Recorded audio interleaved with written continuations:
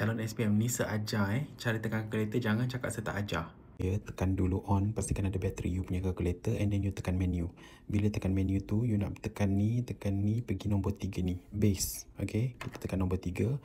DEC ni maksudnya asas 10. Jadi kita tukar dulu pergi asas, kalau nampak ni, ini asas 2, maksudnya bin, B-I-N. Okay, kita cari bin kat sini mana? Ni bin kan, tekan ni.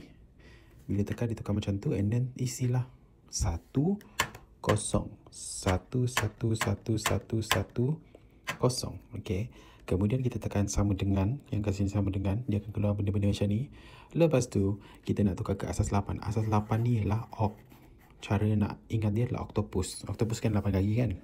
Lepas tu kita carilah oct ni kat mana. Kat sini. So tekanlah. Tada, jawapan dia 276.